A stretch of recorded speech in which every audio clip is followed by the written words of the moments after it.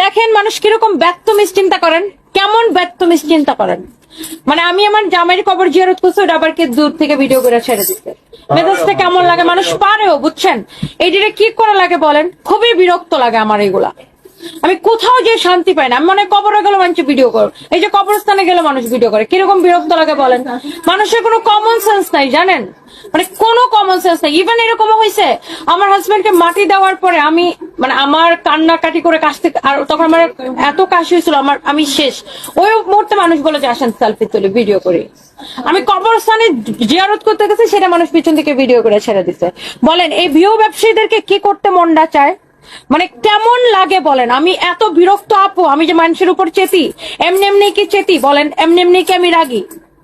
আমি এটা আমার একটা ব্যক্তিগত বিষয়। আমার জামাই মারা গেছে, আমি আমার ছেলেকে নিয়ে আমার হাজবেন্ডের কবর জিয়ারত করতে যাই, এইটাকে মানুষ দেখতেই ভিডিও করে ছেড়ে দেয়। আমার কিন্তু মুখ টুক ঢাকা থাকে, আমি কিন্তু মুখ টুক ঢেকে যাই, যেন কেউ না চিনে, কেউ যেন ছবি না তুলে আমার সাথে। তারপরে দিয়ে দাও, তোমরা দিয়ে দাও, চুপ করে দিয়ে দাও, কাউকে জানানো দরকার নাই।